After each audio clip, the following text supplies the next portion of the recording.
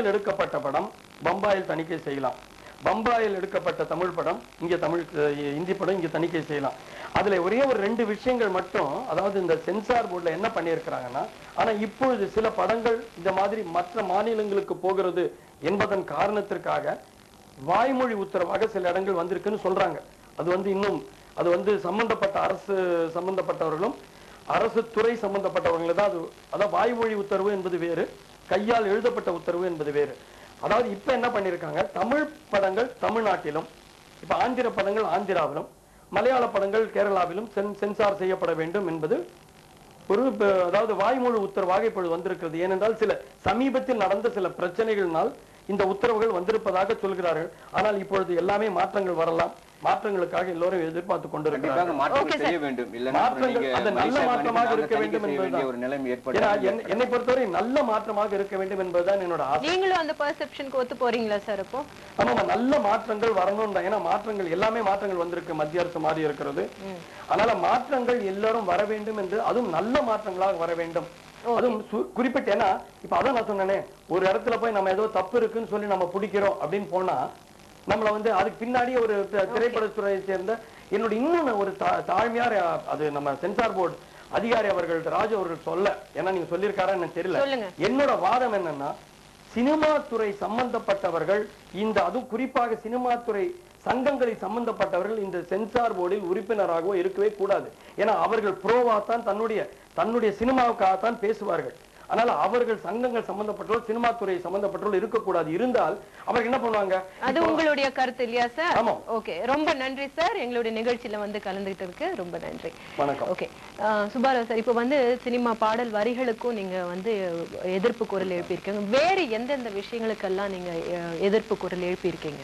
Tamil cinema பொறுத்தவரையில இப்ப நாங்க வந்து சில சமயங்கள்ல வந்து கருத்தரங்கு போட்டு இந்த போலீஸ்காரங்களை வரவழைச்சு இந்திய இளைஞர்களிடையே ஏன் வந்து இந்த வன்முறை அதிகமாக இருக்கின்றது என்பது ஒரு ஆய்வு நடத்த சொல்லி அவர்கள் ஆய்வு நடத்தினார்கள்.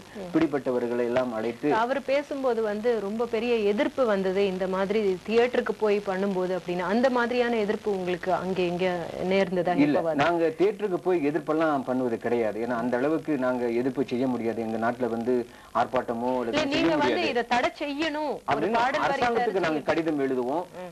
சம்பந்தப்பட்ட அமைச்சுக்கெல்லாம் ஒரு 10-15 அமைச்சுக்கு எழுதுறதுனால அந்த படம் திரையிடப்படுறது முன்பதாக பிறகு உட்கார்ந்து சரி இந்த காரணங்கள் காட்டிய பிறகு அவர்கள் வந்து நிறுத்துவாங்க.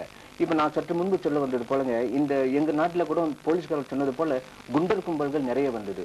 முன்பு சீனர்கள்ட்ட அதிகமாக இருந்தது, இப்ப இந்தியர்கள்ட்ட அதிகமாக இருக்கின்றது. இந்த இந்தியர் குண்டர் கும்பல நீங்க பேர்லாம் பாத்தீங்கன்னா தமிழ் படங்கள் பெயர் தான். புதுசா ஒரு படம் வந்துச்சுன்னா அந்த பேர்ல ஒரு 20 பேர் சேர்ந்து ஒரு குண்டர் கும்பல் தயார் பண்ணி அவங்க 4 பேர்த்த வெட்டுவாங்க. ஏன்னா உங்க தமிழ் படத்தில் சொல்லிட்டீங்க, எடுத்த உடனே வெட்டு இல்ல குத்து கொலை பண்ணி, இந்த வார்த்தை தான் முதல்தான் வருது பாருங்க. இதுதான் வன்முறை. ஒருத்தனை பார்த்து முறைப்பதும் வன்முறை, ஏன் சொல்லுவதும் வன்முறை. இதுதான் வன்முறை. இது இல்லை என்றால் ஏன் வந்து நீங்க மலேசியால இருக்கீங்க, அங்க வந்து வேற விதமான கலாச்சாரமா இருக்கலாம். தமிழ்நாட்டுல இருக்கிறத விட அங்க வேற கலாச்சாரமா இருக்கலாம். அதனால உங்களுக்கு வந்து இது இந்த அளவுக்கு ஒரு ஹைட்டண்டா தெரியுதோ? இல்ல, ஏன்னா பாருங்க, ஏன்னா நாங்க தமிழர்களா இருக்கிறதுனால, இது தமிழ் மொழி வர்றதுனால சினிமா வந்து எங்களோட ஒரு வாழ்க்கையோட அதை ஒட்டி சென்று கொண்டிருக்கின்றோம். இதுல வருவது உண்மையாக இருக்கும் என்று. ஆனால் அது போக போக நம்முடைய கலாச்சாரத்தையும் நம்ம வாழ்க்கையும் மாற்றி அமைக்கக்கூடியதாக இருக்கின்றது. அதை இந்த இளைஞர்களை பாதிக்கின்றது. அதனால்தான் பெரியவர்களிடையே இந்த ஒரு தாக்கம், இந்த ஒரு எதிர்ப்பு அதிகமாக இருந்து கொண்டு வருகின்றது.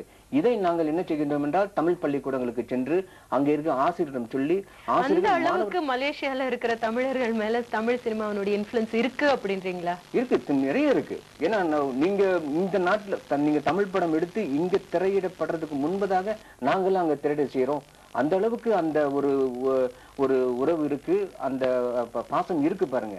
ஆனா அப்படி இருக்கும் பொழுது ஏன் நல்ல படங்களாக நீங்க எடுத்து அனுப்பக்கூடாது என்று தான் இந்த அளவுக்கு பாசம் இருக்கு அப்படின்றது ரொம்ப சந்தோஷமான விஷயம். இதை பற்றி தொடர்ந்து பேசுவோம். நீங்களும் போன் பண்ணி கேள்விகள் கேட்க 04455600099 போன் பண்ணுங்க. K1000 7827 SMS பண்ணீங்கன்னா நாம எக்ஸ்ப்ளோர் பண்ணிட்டு இருக்கிற ஒரு கேள்வி வரும். காதலால் சாதியற்ற சமூகத்தை உருவாக்க முடியுமா? ஏ ஆம், பி இல்லை. உங்களுடைய choice A or B. 7827 SMS பண்ணுங்க. சிறிய இடைவேளைக்கு பிறகு கேள்விகள் 1000 தொடரும்.